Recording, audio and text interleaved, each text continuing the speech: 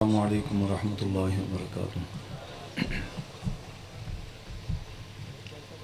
نحمده ونصلی علی رسوله الکریم، اما بعد فاعوذ باللہ من الشیطان الرجیم، بسم اللہ الرحمن الرحیم۔ واصبر نفسك مع الذین يدعون ربهم بالغداة والعشی یریدون وجہہ ولا تعد عیناک عنہم تريد زینة الحیاة الدنیا ولا تطع من اغفلنا قلبه عن ذکرنا واتبع هواه وكان امره فرطا۔ قال النبی صلی اللہ علیہ وسلم: فضلت على الانبیاء بست اعطیت بجوامع الکلم ونصرت بالرعب وأحلت لي الغنائم وجعلت لي الأرض مسجدا وطهورا وأرسلت إلى الخلق كافة وختم بي النبيون۔ وقال النبي صلى الله عليه وسلم: الله الله في أصحابي لا تتخذوهم من بعدي غرضا فمن أحبهم فبحبي أحبهم ومن أبغضهم فببغضي أبغضهم، او کما قال علیہ الصلاة والسلام۔ صدق اللہ العظیم و صدق رسولہ النبی الکریم۔ بلند آواز سے نماز والا درود شریف پڑھ لیں۔ اللہم صلی علی محمد وعلی آل محمد کما صلیت علی ابراہیم وعلی آل ابراہیم انک حمید مجید۔ اللہم بارک علی محمد وعلی آل محمد کما بارکت علی ابراہیم وعلی آل ابراہیم انک حمید مجید۔ قابل صد احترام حضرات علماء کرام، محترم بزرگوں، معززین علاقہ، میرے ہم سفر ہم مشن ساتھیوں، ڈھوک آجڑی چکوال میں سالانہ سیرت امام الانبیاء صلی اللہ علیہ وسلم اور دفاع صحابہ و اہل بیت رضوان اللہ تعالی مجمعین کانفرنس 12 ربیع الاول کی مناسبت سے انعقاد پذیر ہے۔ اس میں آپ سے مخاطب ہونے کا شرف حاصل کر رہا ہوں۔ اللہ پاک سے التجا ہے پروردگار عالم سچ اور حق بیان کرنے کی توفیق عطا فرمائیں۔ ہم سب کو اور تمام مسلمانان عالم کو رب تعالیٰ قرآن و سنت کے مطابق زندگی بسر کرنے کی توفیق عطا فرمائیں، اور مجمع میں تشریف فرما حضرات کو اللہ پاک آمین کہنے کی توفیق عطا فرمائیں۔ ایک قاری صاحب روٹی تساں پہلے کھلا چھوڑی ہے نا، تاں سے تھوڑی ہوں آواز نہیں نکلنی۔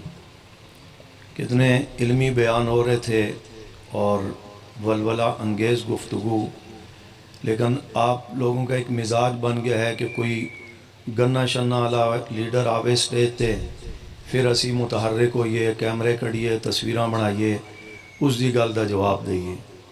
تو جے کوئی ایویں شیویں دو چار بندے آندے نے بول دے جان تے بس ٹھیک ہے، اتوں ننگ دی جائے بس ٹھیک ہے، کافی ہے۔ تو یہ بات جو ہے نا اخلاقاً بھی غلط ہے اور محفل اور جلسے کے آداب کے بھی خلاف ہے۔ تو اس لیے جو حضرات بھی آپ سے مخاطب ہوں، بات چونکہ نبی کریم صلی اللہ علیہ وسلم اور صحابہ کرام اہل بیت العظام کی سیرت اور ان کے خوبصورت کردار و اخلاق کے حوالے سے ہے، اس بات کو توجہ سے سننا اور جو بات سمجھ آ جائے اس پر جزاک اللہ ماشاء اللہ کہنا، یہ اس چیز کے آداب میں سے ہے۔ اور خدا نخواستہ نبی کریم صلی اللہ علیہ وسلم کی سیرت کی بات کو بے رخی سے سننا، یہ بھی بے ادبی کے کھاتے میں آ سکتا ہے۔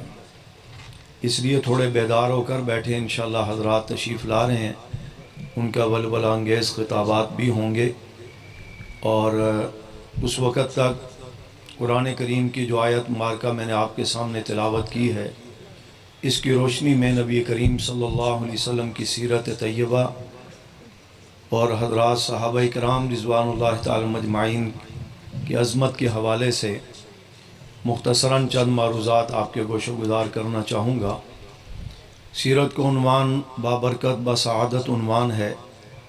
اللہ نے اس میں اتنی وسعت رکھی ہے کہ آپ صلی اللہ علیہ وسلم کی ولادت بسعادت سے پہلے ہزاروں سال پہلے آپ کی سیرت کے تذکرے، آپ کے تذکرے شروع ہو چکے تھے، اور جب آپ دنیا میں تشریف لائے 22 اپریل 571 عیسوی 628 بکرمی یکم جیٹھ، عیسائیوں کے ایسٹر کے 23 دن بعد، یہودیوں کے عید الفصح کے 25 دن بعد، واقعہ فیل کے 50 یا 55 دن بعد 9 ربیع الاول کو پیر کے دن صبح کے وقت مکہ مکرمہ میں حضرت آمنہ کی گود میں 4:16 پر آپ کی ولادت بسعادت ہوئی۔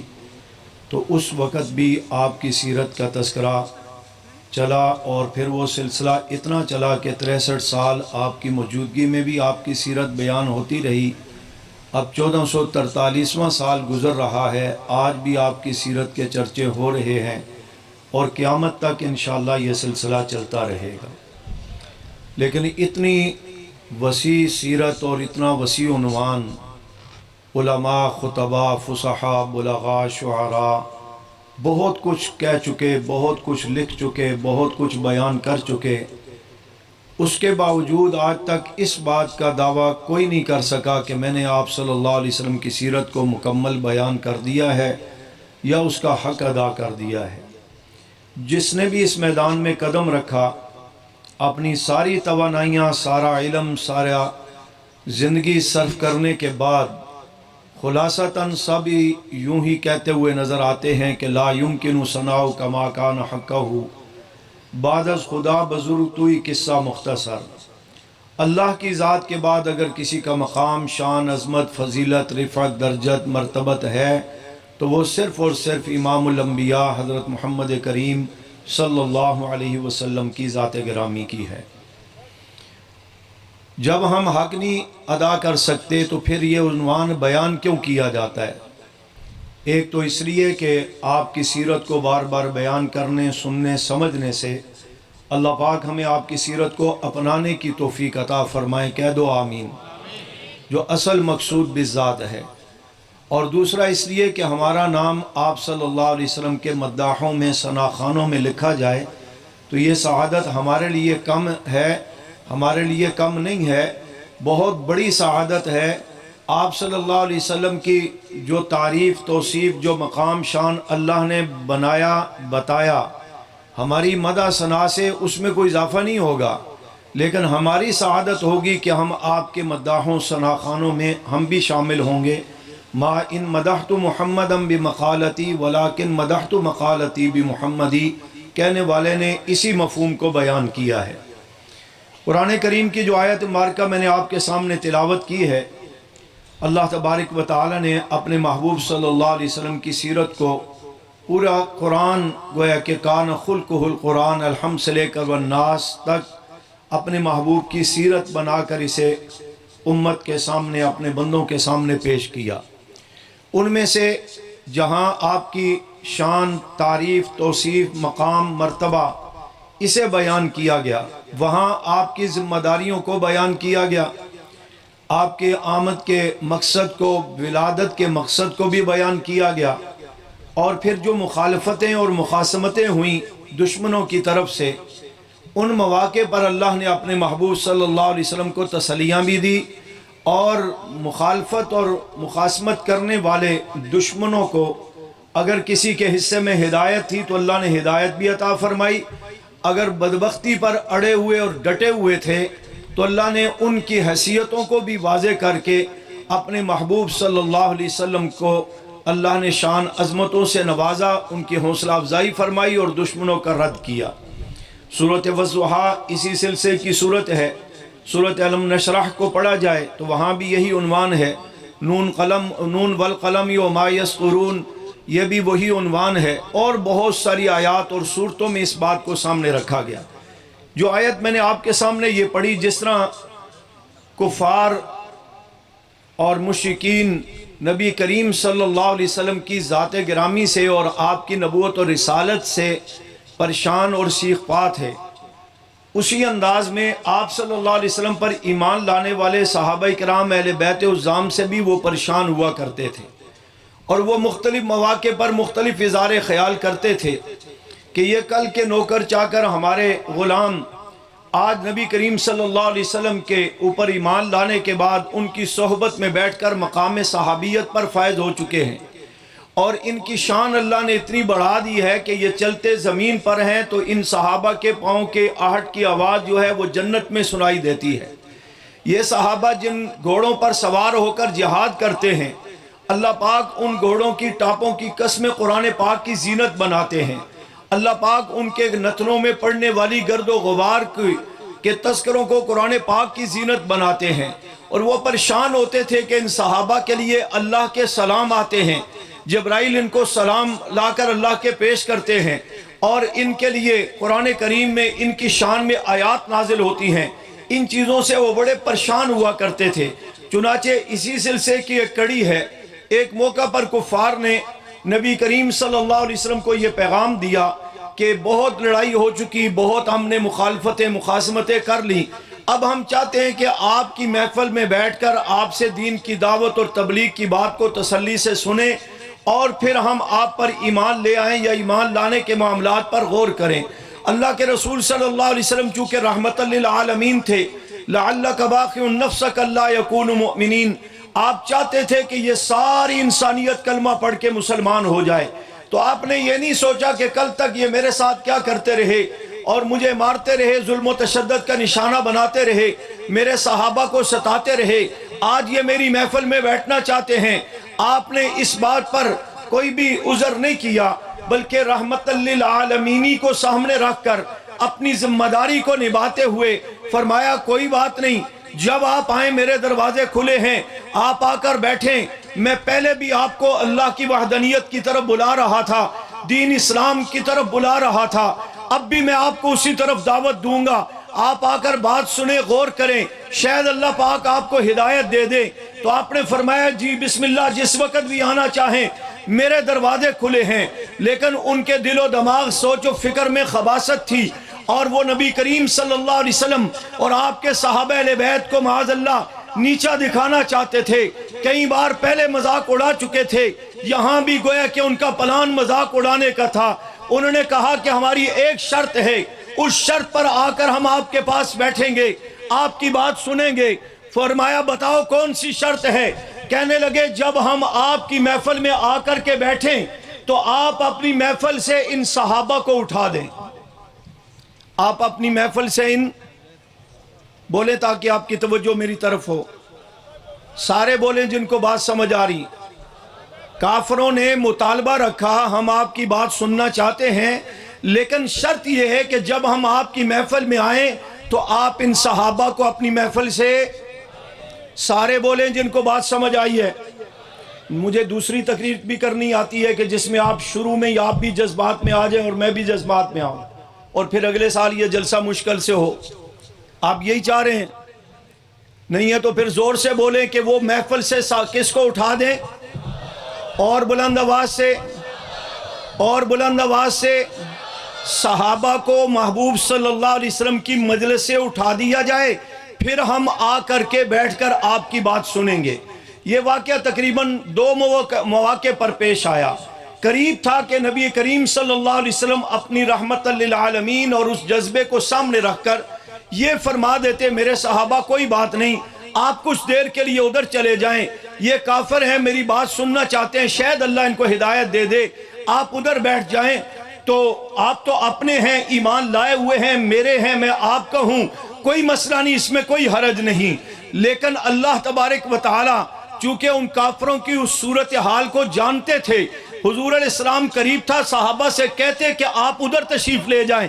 اللہ نے جبرائیل علیہ السلام کو بھیج کر فرمایا میرے محبوب نہ ان کو اپنی محفل سے اٹھانا ہے، اور دوسرے واقعے کے لحاظ سے دیکھا جائے تو اللہ نے فرمایا نہ آپ نے ان سے علیحدہ ہونا ہے۔ 2 طریقے ہوتے ہیں نا کہ ان کو اٹھا دے، میں آپ سے کوئی ضروری بات کرنا چاہتا ہوں۔ ایک طریقہ یہ ہوتا ہے کہ یہ بیٹھے رہیں، آپ ذرا باہر تشریف لے آئیں، میں آپ سے علیحدگی میں کوئی بات کرنا چاہتا ہوں۔ اللہ نے دونوں مواقع پر یہ مفہوم بتا دیا۔ کافر اگر کہیں کہ ان صحابہ کو اٹھا دیں پھر ہم آپ سے بات کرنا چاہیں گے، آپ کی بات سنیں گے، دعوت سنیں گے، اور یا یہ ہے کہ آپ ان سے اٹھ کر کے علیحدہ ہو جائیں۔ مقصد یہ تھا کہ کسی نہ کسی طریقے سے صحابہ اللہ کے رسول صلی اللہ علیہ وسلم سے جدا ہو جائیں، یہ علیحدہ ہو جائیں، یہ پیغمبر کا ساتھ چھوڑ دیں، ان میں غلط فہمیاں پیدا ہو جائیں، شکوک و شبہات ان کے اندر آ جائیں۔ جب یہ جدا ہو جائیں گے تو اللہ کے رسول صلی اللہ علیہ وسلم کی یہ دین کی تحریک، اسلام کی تحریک، یہ مان پڑ جائے گی، رک جائے گی۔ اس لیے کہ کافر بھی مانتے تھے دین کی تقویت کا سبب، دین کے غلبے کا سبب، نبی کریم صلی اللہ علیہ وسلم کی دعوت کو پوری دنیا میں پھیلانے کا سبب وہ صحابہ اکرام بنے ہیں، صحابہ پیغمبر کے دستے بازو بنے ہیں۔ اللہ نے ان کو پیغمبر کی جماعت بنایا ہے، حزب اللہ ان کو کہا ہے، انہیں حضور کا دستے بازو بنا کر ان کے ذریعے اسلام کو پھیلایا جا رہا ہے، غالب کیا جا رہا ہے۔ وہ چاہتے تھے کئی اور مواقع پر بھی سازشیں کی تھی، آج کی بھی سازش یہ تھی کہ کسی طریقے سے یہ پیغمبر سے جدا ہو جائیں۔ نبی کریم صلی اللہ علیہ وسلم نے بھی کہہ دیا آپ ادھر بیٹھ جائیں ایک موقع پر، اور دوسرے موقع پر یہ دونوں پر اللہ کی طرف سے جبرائیل علیہ السلام تشریف لائے، اور آپ نے آ کر فرمایا محبوب اللہ کہتے ہیں وَاصْبِرْ نَفْسَكَ، وَاصْبِرْ نَفْسَكَ، اپنے آپ کو ان کے ساتھ بٹھائے رکھیں، جمائے رکھیں، مع الذین یدعون ربهم بالغداۃ والعشی یریدون وجہہ۔ یہ کافر کہتے ہیں کہ ان کو اٹھا دیں یا آپ ان سے اٹھ کر کے دور ہو جائیں، میں اللہ آپ کو حکم دے رہا ہوں، نہ ان کو اٹھانا ہے نہ آپ نے ان سے جدا ہونا ہے۔ اپنے آپ کو ان صحابہ کے پاس بٹھائے رکھیں، صحابہ آپ کی محفل میں بیٹھے رہیں۔ میں رب یہ برداشت نہیں کرتا کہ ابو بکر کو اٹھا کر ابو جہل کو بٹھایا جائے، عمر کو اٹھا کر عتبہ شیبہ کو بٹھایا جائے، مسلمانوں کو صحابہ کو اٹھا کر ان کی جگہ اللہ رسول کے دشمنوں کو بٹھایا جائے۔ فرمایا میں برداشت نہیں کروں گا، آپ مت اٹھئے ان کی محفل سے، ان کو اپنی محفل سے مت اٹھائیے۔ منع کر دیا کہ صحابہ کو یہاں سے نہیں اٹھانا ہے۔ کیوں؟ یہ صحابہ حضور کی محفل میں بیٹھے ہیں، کبھی تو تعلیم اور تدریس کے ذریعے رسول اللہ صلی اللہ علیہ وسلم سے تزکیہ نفس کر رہے ہیں، آپ عقائد درست کروا رہے ہیں، اعمال کی اصلاح پر محنت ہو رہی ہے، نماز سکھلا رہے ہیں، روزہ سکھلا رہے ہیں، اخلاق و کردار سنوار رہے ہیں۔ یہ محنت اللہ کے احکامات اور ارشادات نبوی کے ذریعے ہو رہی ہے۔ اور کبھی اس مجلس کے انداز میں تصور میں غور کیا جائے تو گویا کہ صحابہ اکرام رسول اللہ صلی اللہ علیہ وسلم سے یہ خاموش تعلیم لے کر بیٹھے ہیں۔ کوئی حضور اسلام کی زلفوں کو دیکھ رہا ہے، کوئی پیغمبر کے وضحا والے چہرے کو پڑھ رہا ہے، کوئی مازغ البصر والی پیغمبر کی آنکھوں کو دیکھ رہا ہے، کوئی پیغمبر کی پیشانی پر نظر مبارک کیے ہوئے ہے، کوئی پیغمبر کی ریش مبارک پر نظر رکھے ہوئے ہے، کوئی پیغمبر کے انداز گفتار کو دیکھ رہا ہے، کوئی پیغمبر کے تبسم کو نوٹ کر رہا ہے، کوئی پیغمبر کے اخلاق و کردار کو نوٹ کر رہا ہے، کوئی پیغمبر کے اٹھنے بیٹھنے نشست و برخاست کو نوٹ کر رہا ہے۔ یہ گویا کہ حضور کی محفل میں بیٹھ کر پیغمبر سے ہی ہر حال میں فیض صحابہ ہی حاصل کر رہے ہیں، اور پیغمبر ان کو اپنا فیض دے رہے ہیں۔ یہ صحابہ اپنے دلوں کو منور کر رہے ہیں، قلوب کو منور کر رہے ہیں، ایمان میں پختگی پیدا ہو رہی ہے، تقوی میں طہارت میں بہتری آتی جا رہی ہے، اور یہ پیغمبر سے کہ محفل میں بیٹھ کر گویا کہ خاموش تعلیم لے رہے ہیں۔ اب دشمن کو یہ انداز برداشت نہیں ہے، دشمن کہتے ہیں بات سننے کے لیے تیار ہیں، دعوت سننے کے لیے تیار ہیں، لیکن ان صحابہ کو اپنی محفل سے اٹھاؤ۔ آج کے دور میں تو یہ چیزیں دیکھنے میں آتی ہے کہ ہم اتحاد کے لیے تیار ہیں، اہل سنت کی تمام جماعتیں اکٹھی ہونے کے لیے تیار ہیں، دین کے دفاع کے لیے، ختم نبوت کے لیے، دیگر عنوانات کے لیے، لیکن سپاہ صحابہ کو اٹھاؤ، یہ بڑے سخت ہیں، یہ برداشت نہیں، ان کی بات ہمیں برداشت نہیں ہے، یہ بڑے آگے نکل جاتے ہیں، یہ گولیوں کھانے تک تیار ہو جاتے ہیں، ہتھکڑیاں بیڑیاں پہننے تک تیار ہو جاتے ہیں۔ اور میرے بھائی، پیغمبر انبیاء علیہ السلام اور صحابہ کے کردار سے سبق تو ہمیں یہی ملتا ہے کہ اسلام کا دفاع کرنا ہے، اسلام کو کفر کے فطروں سے بچانا ہے، گمراہ کن فطروں سے ختم نبوت کا تحفظ کرنا ہے، صحابہ بیعت کا تحفظ کرنا ہے، حرمین کا تحفظ کرنا ہے، مساجد مدارس کا تحفظ کرنا ہے، مسلمان کی آبرو کا تحفظ کرنا ہے۔ تو صرف صوفی بننے سے یہ کبھی نہیں ہوا، ہر دور میں کفر کا مقابلہ کرنا پڑا ہے، کفر کے مقابلے میں سیسا پلائی ہوئی دیوار بننا پڑا ہے، گولیاں کھانی پڑی ہیں، ہتھکڑیاں بیڑیاں پہننا پڑی ہیں، مارے کھانا پڑی ہیں، جیلوں میں جانا پڑا ہے، لاشیں بکھیرنا پڑی ہیں، میتیں اٹھانا پڑی ہیں، تب جا کر کے مقاصد حاصل ہوتے ہیں۔ آج کے دور میں مختلف انداز میں فتنے سر اٹھاتے ہیں، کوئی پیغمبر کی نبوت و رسالت پر حملہ آور ہے، کوئی ختم نبوت پر حملہ آور ہے، کوئی پیغمبر کے مقام معصومیت جو ختم المعصومین بھی ہیں آپ، اس پر حملہ آور ہے، کوئی پیغمبر کے اصحاب کی عظمت پر حملہ آور ہے، اہل بیت کی عظمت پر حملہ آور ہے، ازواج مطہرات کی عظمتوں پر حملہ آور ہے، بنات رسول کی عظمتوں پر حملہ آور ہے، کوئی قرآن پاک پر اعتراض کر رہا ہے، کوئی حرمین کو نشانے پہ رکھا ہوا ہے، اور ہم چاہتے ہیں مذاکرات کے ذریعے، گفتگو کے ذریعے، تحریرات کے ذریعے، باتوں کے ذریعے یہ سارے کفر کا مقابلہ ہو جائے، فطروں کا مقابلہ ہو جائے۔ یہ نہ پہلے کبھی ہوا ہے نہ آج ہو سکتا ہے۔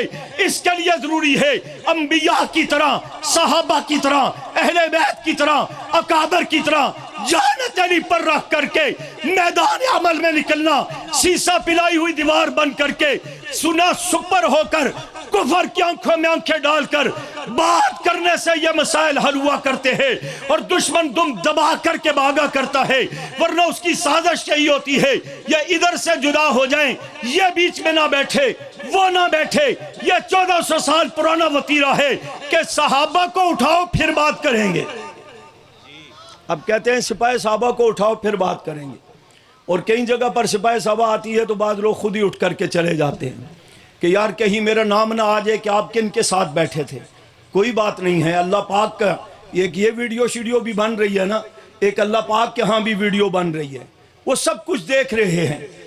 تو فرمایا صحابہ کو اٹھا دو، قریب تھا حضور بھی فرماتے کوئی بات نہیں آپ ادھر بیٹھے میں ان کو بات سمجھا لوں شاید سمجھ آ جائے۔ اللہ نے فرمایا وَاصْبِرْ نَفْسَكَ، ان اپنے آپ کو ان کے پاس بٹھائے رکھیں، نہ ان کو اٹھائیں، دوسرے واقعہ میں نہ ان کو اٹھائیں نہ خود آپ ان سے اٹھے، بات سمجھ رہے ہیں؟ اور پھر یہ بتاتے ہوئے وجہ بتائی، وجہ فرق دیکھیں نا، میرے محبوب صلی اللہ علیہ وسلم وہ ابو جہل، وہ عتبہ شیبہ، وہ امیہ بن خلف، وہ کافروں کے سردار جو آج بڑے اچھے بنے پھر رہے ہیں کہ ہم جی آپ سے بیٹھ کر بات کرتے ہیں، ممکن ہے ہمیں ہدایت مل جائے، یہ تو وہ ہیں جو دن رات میری ذات و صفات کے ساتھ شرک کرتے ہیں۔ کوئی لات و عزا کا پجاری ہے، کوئی مجلس عزا کا پجاری ہے، کوئی کس چیز کا پجاری ہے، کوئی کس چیز کا پجاری ہے، کوئی گھوڑے کا پجاری ہے، کوئی جناب والا کس چیز کا پجاری ہے۔ یہ ان کو بٹھا کر آپ ان کو اٹھانا چاہتے ہیں، یدعون ربہم بالغداۃ والعشی، جو صبح شام مجھ رب کو پکارتے ہیں، جو اللہ کی عبادت کرتے ہیں، جو ذکر اللہ کرتے ہیں، جو قرآن پڑھتے ہیں، جو نماز پڑھتے ہیں، جن کی زبان پر مختلف انداز میں ہر وقت یا اللہ مدد ہوتا ہے، ان کو اٹھا کر آپ یا علی مدد کہنے والے کو، یا رسول مدد کہنے والوں کو، یا غیر اللہ کے نام پر مددیں طلب کرنے والوں کو کہہ رہے ہیں ان کو بٹھائیں اور یا اللہ مدد کہنے والے کو اٹھا دیں۔ محبوب یہ نہیں ہوگا۔ یدعون ربہم بالغداۃ والعشی، وہ دیکھیں نماز پڑھتے ہیں تو نماز کی ہر رکعت میں کہتے ہیں ایاک نعبد و ایاک نستعین، اللہ عبادت بھی تیری ہی کر رہے ہیں، کرتے رہیں گے، مدد بھی تجھ ہی سے مانگتے ہیں، مانگتے رہیں گے۔ اور اسی نماز کی حالت میں اللہم انا نستعینک، وہ اس موقع پر بھی مجھ رب سے مانگتے ہیں، وہ بدر میں جاتے ہیں تب مجھ سے مانگتے ہیں، وہ احد میں جاتے ہیں تب مجھ سے مانگتے ہیں، وہ نماز میں ہیں تب مجھ سے مانگ رہے ہوتے ہیں، وہ نوافل پڑھ رہے تب مجھ اللہ کو پکار رہے ہوتے ہیں، حج عمرہ کر رہے تب بھی اللہ کی پکار ان کی زبان پر ہے، ان کے عقیدہ نظریہ ایمان میں رچ بس چکا ہے، وہ کسی غیر اللہ سے زہری مدد لینے کو بھی تیار نہیں ہے۔ وہ تھا نا 3 صحابہ مقام رجی پر جن کو دھوکے کے ساتھ شہید کیا گیا، ان میں 3 بچ گئے، ایک پہاڑ پر تھے، ان کو کفار نے کہا جی غلطی ہوگی، ہم نے ویسے ہی آپ کا محاصرہ کیا، ساتھیوں شہید کر دیا، آپ کو ہم اپنی پناہ میں لیتے ہیں، آپ آ جائیں۔ عرب کے اندر پناہ کا عنوان بڑا اہمیت رکھتا ہے، آپ آ جائیں ہم آپ کو کچھ نہیں کہیں گے۔ وہ صحابی کہنے لگا اللہ کی پناہ کے بعد مجھے تم جیسوں کی پناہ کی ضرورت نہیں ہے۔ حالانکہ جان کا مسئلہ تھا نا، جان بچانے کے لیے وقتی طور پہ کر لیتے شاید بچت ہو جاتی، انہوں نے کہا مجھے اللہ کے علاوہ کسی کی پناہ کی ضرورت نہیں، وہ ظاہری طور پر بھی کسی کی معاونت مدد نصرت لینا گوارا نہیں کرتے تھے۔ فرمایا اتنے موحد، اتنے اللہ کو پکارنے والے، صبح شام اللہ کی عبادت کرنے والے، ان کو اٹھا کر محبوب آپ کی محفل میں ان کو بیٹھنے کی اجازت دے دوں جو مجھ رب کو مانتے ہی نہیں ہیں، جو میری ذات و صفات کے ساتھ لوگوں کو شریک کرتے ہیں؟ نہیں چاہیے مجھے۔ آگے اگلی صفت بتائی، یریدون وجہہ، ان صحابہ کے لیے اللہ فرماتے محبوب ان کو پسند نہیں۔ ان کو کیوں پسند نہیں تھا؟ ظاہری طور پر ان کافروں نے عذر یہ کیا تھا کہ اور کوئی مسئلہ نہیں ہمارا، لیکن یہ جب بیٹھے ہوتے ہیں معاذ اللہ غریب نادار مزدور ٹائپ یہ صحابہ، اور پھٹا پرانا لباس ہوتا ہے، محنت مزدوری کر کے آتے ہیں، پسینہ ہوتا ہے، تو ان کے جسموں سے معاذ اللہ بو آتی ہے، اس لیے ہمارا محفل میں بیٹھنا مشکل ہے۔ ہم اس لیے کہہ رہے ہیں ان کو اٹھا دو پھر بیٹھ کر بات سنیں گے۔ اللہ نے فرمایا محبوب ان سے کہہ دو تمہیں ان کا پھٹا پرانا لباس اچھا نہیں لگا، ان کے پسینے سے آنے والی بو تمہیں تنگ کر رہی ہے، تم پریشان ہوتے ہو ان کی غربت کو دیکھ کر، ان کی سادگی اور درویشی کو دیکھ کر، میرے محبوب ان سے کہہ دو مجھے ان محبوب کے صحابہ کی ہر ادا پسند ہے، مجھے یہ صحابہ پسند، ان کا ایمان تقوی طہارت پسند۔ اللہ فرما رہے ہیں گویا کہ مجھے ان کا لباس پسند، پھٹا پرانا ہے، پسینے بہ رہے ہیں، خاک آلود ہیں، مگر یہی انداز پسند ہے، یہی غربت پسند ہے، یہی درویشی پسند ہے۔ وہ دیکھتے نہیں حبشے سے آنے والے کالے بلال کو جو رنگ کا کالا ہے، کرتا پار پار ہے، پر محمد صلی اللہ علیہ وسلم کا یار ہے، اللہ کو اتنا پسند ہے، چلتے بلال زمین پر ہیں، پاؤں کی ہٹ کے بعد جنت میں سنائی دیتی ہے۔ فرمایا مجھے یہی انداز ان کا پسند ہے، کیوں؟ یریدون وجہہ، ان کا جو بھی عمل ہے مجھ رب کی رضا کے لیے ہے۔ یہ کلمہ پڑھتے ہیں تو مقصد اللہ کی رضا ہے، یہ نماز پڑھتے ہیں تو مقصد اللہ کی رضا ہے، یہ صحابہ روزہ رکھتے ہیں تو مقصد اللہ کی رضا ہے، جہاد کرتے ہیں تو مقصد اللہ کی رضا ہے، یہ صحابہ تلاوت ذکر اذکار کرتے ہیں مقصد اللہ کی رضا ہے، عمرہ حج کرتے ہیں مقصد اللہ کی رضا ہے، صدقات دیتے ہیں، زکوٰۃ فطرانہ دیتے ہیں، مقصد اللہ کی رضا ہے۔ ہر مقصد میں، ہر عمل میں، ہر ایمان عقیدے میں جب مقصد اللہ کی رضا ہے تو اللہ فرماتے رضی اللہ عنہم ورضوا عنہ، محبوب ان کو یہ اچھے لگے نہ لگے، آپ کے صحابہ مجھے اتنے اچھے لگے ہیں کہ میرا آج اعلان کر رہا ہوں کہ محبوب میں آپ کے تمام صحابہ سے راضی، تمام صحابہ مجھ رب سے راضی۔ دشمن کہے گا یہ فضائل جو صحابہ کے بیان کر رہے ہیں یہ تو حضور کے دور میں تھے، ٹھیک تھے، اچھے تھے، مسئلہ تو معاذ اللہ بعد میں گڑبڑ ہوا، اہل بیت کے ساتھ دشمنیاں کی، اور حضرت علی کے مقابلے میں حضرت معاویہ کیوں آگے، اور کربلا میں یہ ہو گیا وہ ہو گیا، یہ سارا ملبہ جو ہے معاذ اللہ صحابہ پر ڈالا جاتا ہے۔ اس لیے فرمایا اس دور میں تو اللہ راضی ہو گئے تھے، یہ بعد میں معاملات معاذ اللہ آگے پیچھے ہو گئے۔ علماء سے سمجھ لینا اس بات کو، اللہ کی رضا جو ہے وہ صفت قدیمہ ہے، صفت حادثہ نہیں ہے۔ یعنی کہ میں اور آپ تو کسی کے کسی بات سے خوش ہو جاتے ہیں۔ قاری اسد عرفان صاحب نے بڑا زبردست جلسہ کروایا، علماء آئے، قائدین آئے، بیانات ہوئے، خوبصورت بات ہوئی، بڑے اچھے ہیں قاری صاحب۔ کل اگر خدا نہ خواستہ کوئی تکلیف آ گئی، کوئی ہاتھ کڑی بیڑی، کوئی پرچہ، کوئی مسئلہ، کہ یار قاری صاحب تیری وجہ بڑی مصیبت آ گئی ہے۔ اور ویسے بھی پاکستانی قوم جو ہے نا لٹو جلدی ہو جاتی ہے، بعد میں کہتی ہے اچھا یہ نہیں کرنا چاہیے تھا۔ خان صاحب صحابہ کا نام بڑا لیتے ہیں، ووٹاں رج کے دیو صحابہ دا نظام آن لگا۔ بھئی جس اپنے وجود تے صحابہ دا نظام نہیں ہو تو اڑے ملک کے صحابہ دا نظام لے آئے گا۔ جس دن جیتا تھا میں نے اسی دن مانسرہ میں تقریر کرتے ہوئے کہا تھا کہ یہ دیکھ لینا وہ حشر کرے گا تمہارا بھی اور قوم کا بھی اور پاکستان کا بھی، کہ تمہیں وہ پہلے والے شریفین بھول جائیں گے۔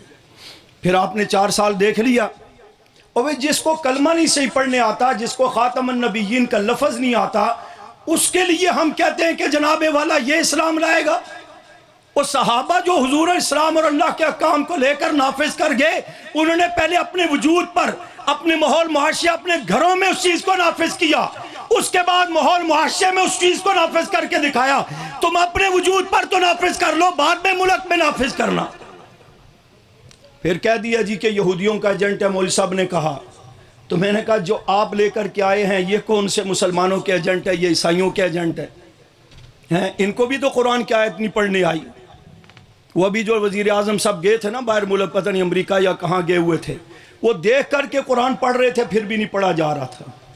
اس لیے کہ ان کا اٹھنا بیٹھنا سونا جاگنا کرسی کرسی کرسی کرسی کرسی، آیت الکرسی ان میں سے کسی کو نہیں آتی بھائی۔ اس کرسی کا پتہ ہے بھائی کسی طریقے سے آ جائے، جائز طریقے سے ناجائز طریقے سے ملک کو الجھاؤ میں ڈالا ہوا ہے، اور کتنے مصائب اور مشکلات میں عوام پھنسی ہوئی ہے، اور یہ اپنا اپنا حق جتلانے کے لیے جناب میرا حق ہے، یہ چور ہے، وہ کہتا ہے یہ چور ہے، وہ کہتا ہے وہ چور ہے۔ یہ سارے ہی خیر سے چور ہے، یہ سارے ہی خیر سے چور ہیں۔ ان میں سے ملک کا وفادار کوئی نہیں ہے، عوام کا حبدار کوئی نہیں ہے، اور اسلام اور صحابہ کی بات ویسے ان کے لیے مشکل ہے کہ امریکہ ناراض ہو گیا تو اقتدار میں کیسے آئیں گے، الیکشن کیسے جیتیں گے۔ اور آپ کی بھی سادگی پر داد دیتا ہوں کہ ہر بار ٹھوکرے کھانے کے بعد پھر الیکشن آتا ہے، پھر کسی نہ پیچھے دم پکڑ کر کے چل پڑتے ہوں کہ جی یہ بندہ ٹھیک ہے، اس کو ووٹ دینی ہے۔ وہی وہ جو آپ کے سامنے شاید وہ ٹھیک ہو، لیکن اس کا ووٹ نتیجتاً جس بے ایمان کے کھاتے میں جائے گا اس کی کیا حیثیت ہے؟ وہ کون سا امیر المومنین بیٹھا ہے، کون سا مسلمان بیٹھا ہے، اس کے لیے ہم ووٹ دیں گے۔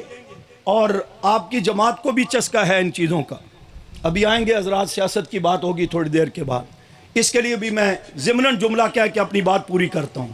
مولانا حق نواز شہید رحمۃ اللہ علیہ نے جو سیاست میں قدم رکھا تھا، یہ ہماری جماعت مذہبی نظریات مذہبی ان کے ہوتے ہوئے ضرورت سمجھ کے قدم رکھا تھا، مقصد بنا کر قدم نہیں رکھا تھا۔ یہ میں ذمہ دار ہونے کی حیثیت سے بات کر رہا ہوں۔ اب بہت سارا رفتہ رفتہ نا ہم مقصد کو چھوڑ کر جو ضرورت تھی اس پر محنت زیادہ کرنے لگ گئے، مقاصد کی طرف توجہ کم ہے۔ بس جس کو دیکھو الیکشن کے دنوں میں آتے ہیں تو سارے ہی ہم سم امید سے ہیں۔ ادھر اپنی امیداں کٹا لیا کرو، جماعت کا کام کرو، ناموس رسالہ ناموس صحابہ اہل بیت کے تحفظ کا کام کرو۔ مجلس احرار اور ہمارے اکابر نے بڑی قربانی دی، جا کر ختم نبوت کا مسئلہ حل ہوا اور قادیانیت کے کفر کا اعلان ہوا، اور ان کو بھی جب سیاست کا رستہ دکھایا گیا نا تو جماعت کے معاملات بہت سارے متاثر ہو گئے۔ اخوان المسلمین مجاہدین کی تنظیم تھی، ٹھیک ٹھاک جہاد کے عنوان پر چل کر کے یہودیت اور کفر کا مقابلہ بڑی قربانیاں دے کر کے بھی سینہ سپر ہو کر رہے تھے، لیکن جب سیاست کا رستہ دکھایا گیا، یہ تو ہوا کہ فوراً آنن فانن الیکشن جیت کے صدر ان کا بن گیا، وزیر اعظم بن گیا، لیکن مسند اقتدار پر کتنے دن رہا؟ صدر کو پکڑ کر گرفتار کر لیا، باقیوں کے نماز کی حالت میں گولیاں مار کر کے قبر کے پتال میں اتار دیا۔ یہ ہے سیاست کا نتیجہ۔ ایک ہے اسلامی سیاست، ایک ہے پاکستان کی سیاست۔ میری رائے بہرحال درخواست یہاں جماعت قیادت کو اعلان کرے، ان دنوں میں اس حد تک مناسب حد تک اپنی توانائیاں اس طرف لائیں تاکہ یہ میدان خالی بھی نہیں رہنا چاہیے۔ ہم یہ بھی نہیں چاہتے ہمارے اکابر علماء جمعیت علماء اسلام باقی حضرات اس میدان میں ہیں، ہم یہ بھی نہیں چاہتے کہ یہ میدان بے ایمانوں کے لیے اور آزاداروں کے لیے اور آزادوں کے لیے، اور یہ جو آزادی کے متوالے کبھی عورتوں کے حقوق کی بات کرتے ہیں، کبھی ہجڑوں کے حقوق کی بات کرتے ہیں، کبھی کس کے حقوق کی بات کرتے ہیں، ان کو دین اسلام پیغمبر صحابہ اہل بیت کے حقوق کا خیال نہیں آتا۔ ان کی اگر اس میدان کو خالی چھوڑ دیا گیا تو تب بھی نقصان ہے۔ وہ لگے ہوئے اس میدان میں بیٹھے ہوئے ان فطروں کے راہ میں رکاوٹ بنے ہوئے ہیں۔ مجھے اور آپ کو مشن سونپا گیا تھا ناموس صحابہ اہل بیت کا تحفظ اور ان کے لیے سرکاری سطح پر قانون سازی۔ مولانا اعظم طارق رحمۃ اللہ علیہ، مولانا اسحاق قاسمی رحمۃ اللہ علیہ، یہ حضرات اسمبلیوں میں پہنچے، اسی ایک عنوان پر انہوں نے سیاست کی، اسی ایک عنوان پر ان کی محنت تھی، جانوں کے نذرانے پیش کر دیے، لیکن ان کے کردار پر آج تک بھی کوئی انگلی نہیں اٹھا سکتا، آج تک بھی کوئی انگلی نہیں اٹھا سکتا۔ اور ذمہ داری سے کہتا ہوں، آج تک میرے ان قائدین جو سیاست کے عنوان پہ چلے، کسی اخبار نے کبھی آپ میں نے کارٹون بنا ہوا نہیں دیکھا ہوگا، کارٹون بنا ہوا نہیں دیکھا ہوگا۔ یہ صاف سیاست اور کردار تھا، اور ایک ضرورت تھی جس کے لیے مولانا حق نواز رحمۃ اللہ علیہ نے فرمایا تھا، میں چوکوں چراہوں پر صحابہ اہل بیت امی عائشہ کی ناموس کے تحفظ کی بات کر کے گستاخوں، کافروں، بے ایمانوں کے خلاف آواز حق بلند کرتا ہوں۔ مجھے ہی مارا جاتا ہے، میرے اوپر پرچے درج ہوتے ہیں، مجھے ہی کوسا جاتا ہے، مجھے ہی دبایا جاتا ہے۔ میں نے غور کیا، کیوں نہ اس جگہ پر جاؤں جہاں قانون سازی ہوتی ہے، وہاں جا کر قانون بنوا لیا جائے، پھر میں دیکھتا ہوں کہ بھونکنے والا بھونکے گا اور قانون کی گرفت سے کیسے بچ کر کے جائے گا۔ یہ ایک ضرورت تھی، مقصد نہیں تھا۔ اس ضرورت کے لیے مولانا نے سیاست میں حصہ لیا۔ مجھے اور آپ کو بھی ضرورت کی حد تک اس پر کوشش کرنی چاہیے۔ مقاصد ہمارے نظریاتی ہیں، مذہبی ہیں، اسلام پاکستان میں پاکستان میں نظام اسلام بطرز خلاف تراشتا، اس کا نفاذ اور اس کے رستے میں جو بھی کفریہ طاقتیں رکاوٹ ہیں، ان رکاوٹوں کو ہٹانا اور اس جد و جہد میں کامیابی حاصل کرنا، اس پر محنت کرتے چلے جائیے، ذہن سازی کریں۔ آپ کے نوجوانوں کو سوشل میڈیا کے ذریعے اور جیلم میں بیٹھے ہوئے پلمبر کی گفتگو کے ذریعے مرتد کیا جا رہا ہے، پیغمبر صحابہ اہل بیت سے متنفر کیا جا رہا ہے، شکوک و شبہات پیدا کیے جا رہے ہیں۔ اگر ہم سارے سیاست کھیلنے لگ جائیں گے، مذہب کی بات کون کرے گا؟ دین کی بات کون کرے گا؟ ختم نبوت کی بات کون کرے گا؟ پیغمبر صحابہ اہل بیت کے حقائق جو قرآن و سنت کی روشنی میں ہے کون بیان کرے گا؟ نئی نسل کو صحیح بات کون بتائے گا؟ گمراہ کن فطروں سے بچنے کی بات کون کرے گا؟ اس لیے ضرورت اس بات کی ہے کہ جو اصل بنیاد ہے، جو دینی مقاصد ہے، اپنی محنت کی تمام تر توانائیاں اس کے اوپر صرف کیجئے۔ بات سمجھ آ رہی ہے؟ میں عرض کر رہا تھا، فرمایا ان کی بو کی وجہ سے ہم کہہ رہے ہیں کہ یہ یہاں سے اٹھ جائیں، ہم تب بیٹھیں گے کہ معاذ اللہ ان کے جسموں سے پسینے کی بدبو آتی ہے، اسی ہم یہاں نہیں بیٹھ رہے۔ اللہ نے فرمایا حقائق سے دیکھا جائے تو یہ صحابہ کے پسینے یا جسموں کی بو نہیں ہے، یہ تمہارے اپنے گندے عقائد و کردار کی بدبو ہے جو تمہیں اپنے ناک میں سنگائی دے رہی ہے۔ وہ مثل سنی ہوئی ہے نا کہ کوئی بچی جو ہے وہ بیائی ہوئی، ان کے گھر چلی گئی، یہ جو گنگی اٹھایا کرتے ہیں، چوڑے کہا کرتے ہیں ان کو، تو جب گئی ہے تو جاتے ہوئے کہا بڑی بدبو ہے آپ کے گھر میں، ہر چیز میں سمیل آ رہی ہے، ہر چیز میں بدبو آ رہی ہے۔ کچھ دنوں کے بعد اس نے کہا کہ اب ٹھیک ہو گیا ماحول، میں آئی ہوں نا تو میں نے ماحول کو ٹھیک کر دیا۔ وہ ٹھیک نہیں ہوا تھا، وہ بھی بدبو میں رچ بس گئی تھی، اس کی بھی عادت بن گئی تھی۔ اب اس لیے ان کو جو معاذ اللہ صحابہ کے پسینے کی بدبو آ رہی تھی یا ان کے پھٹے پرانے لباس خارق آلود وجود سے انہیں بدبو محسوس ہو رہی تھی، فرمایا یہ ان کی بدبو نہیں ہے، یہ تمہارے بدکرداری کی اپنی بدبو ہے، یہ تمہاری اپنی گندے عقیدے، گندے نظریات، گندے کردار کی بدبو ہے۔ یہ تو 14 سال پہلے کی بات ہے نا، 2-4 سال پہلے کا مسئلہ ہے۔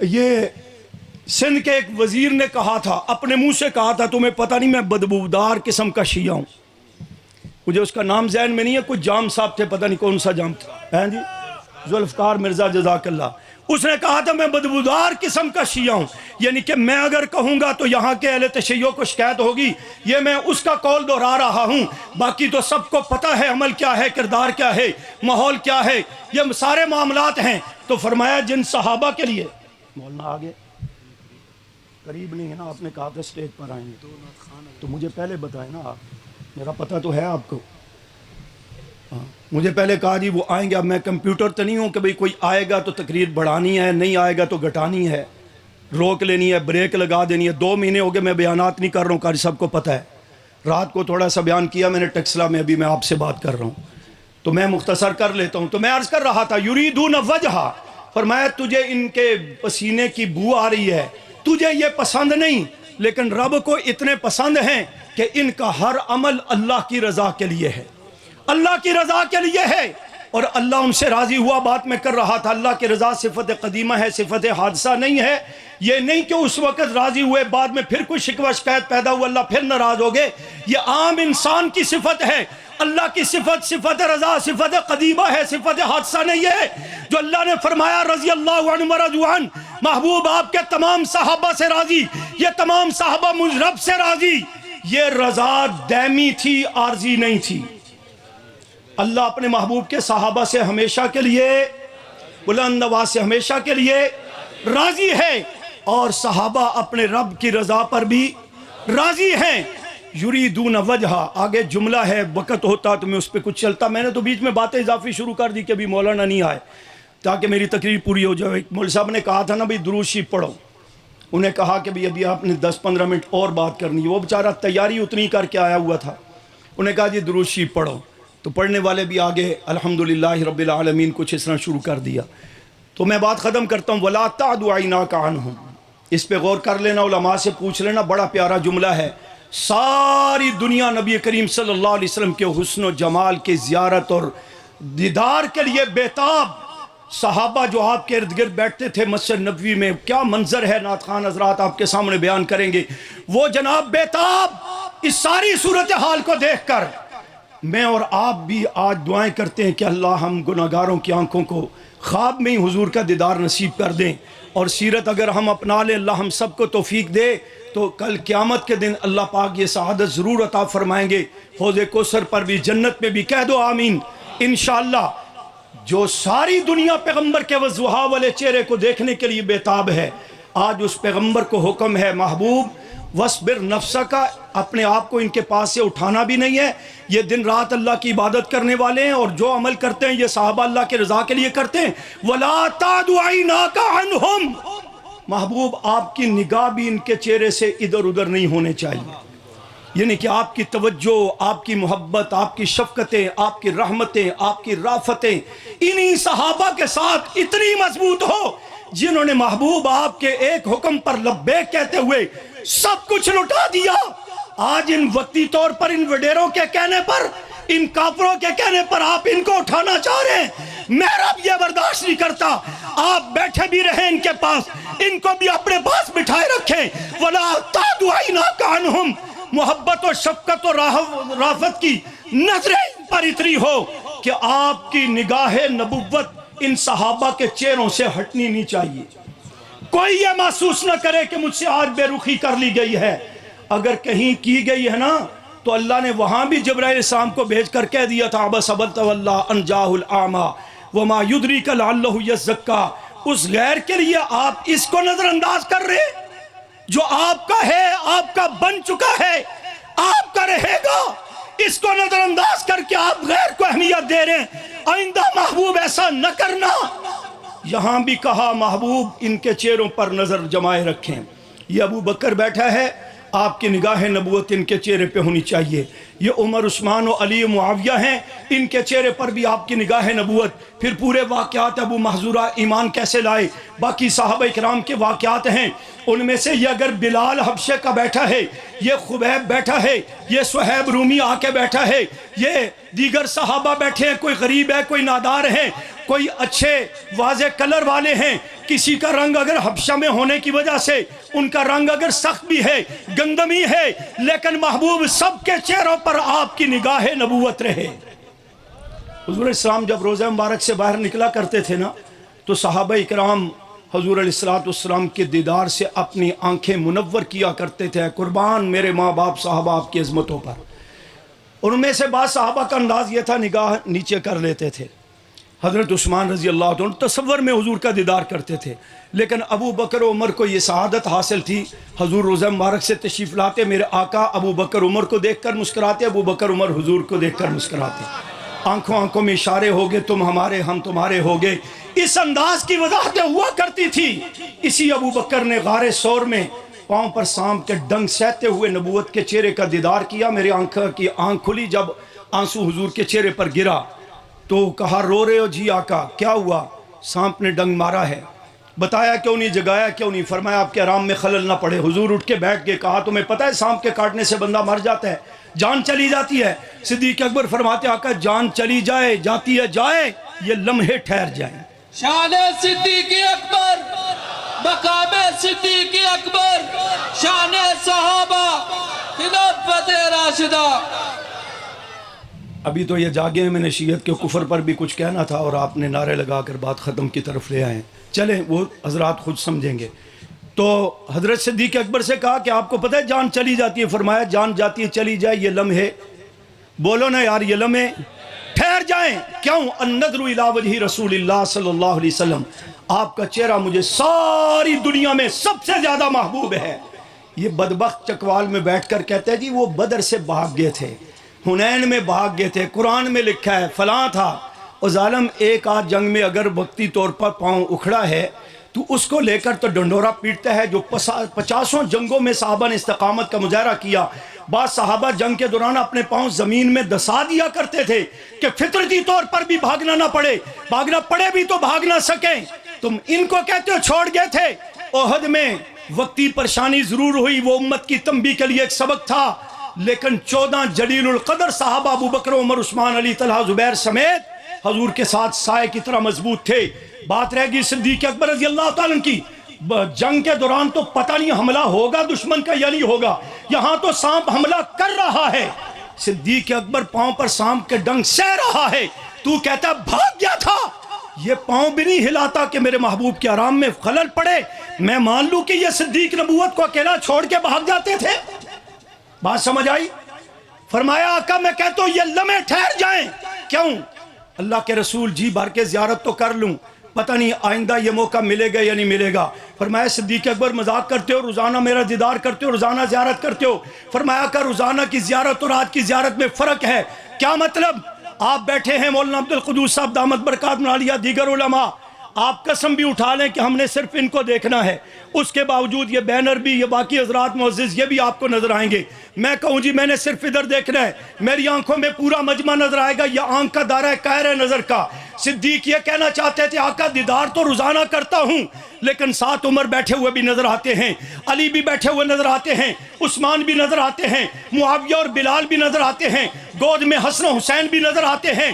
آپ کہنا کیا چاہتے ہیں؟ فرمایا آج جو آپ میری گود میں ہیں غار ثور میں، جگہ تھوڑی ہے، ادھر میری نگاہ ہے صدیق اکبر کی، ادھر آپ کا والضحیٰ والا چہرہ ہے، یہاں اور کوئی بھی بیچ میں شامل نہیں ہے۔ اس لیے میں کہہ رہا ہوں زیارت تو ضرور کرتا ہوں، دیدار ضرور کرتا ہوں، مگر روز کے دیدار اور رات کے دیدار میں فرق ہے۔ جان جاتی ہے چلی جائے محبوب، یہ لمحے ٹھہر جائے تاکہ جی بھر کے میں دیدار کر لوں۔ جس نبوت کے چہرے کا دیدار صحابہ بھی اس بے تابانی کے ساتھ کرتے ہیں، جانوں کے نذرانے پیش کر دیتے ہیں، آپ کے دنیا سے رحلت فرمانے کے بعد دعائیں کرتے ہیں اللہ ہماری آنکھیں لے لے، وہ والضحیٰ والا چہرہ نہیں، ان آنکھوں سے ہم کچھ اور نہیں دیکھنا چاہتے۔ آج ان صحابہ کے لیے پیغمبر کو کہا گیا وَلَا تَعْدُ عَيْنَاكَ عَنْهُمْ، ان سے اپنی نگاہ نبوت مت ہٹائیے گا۔ آپ سے کہنا چاہتا ہوں صحابہ سے نسبتیں مضبوط رکھیں گے، تعلق مضبوط رہے گا، دن رات صحابہ کی عظمتوں کا پرچار کرتے رہیں گے، تو کھڑے ہو کر پھر استقبال بھی کرے اور کہہ دے صحابہ صحابہ صحابہ واہ صحابہ واہ واہ صحابہ واہ واہ صحابہ واہ وما علینا الا البلاغ۔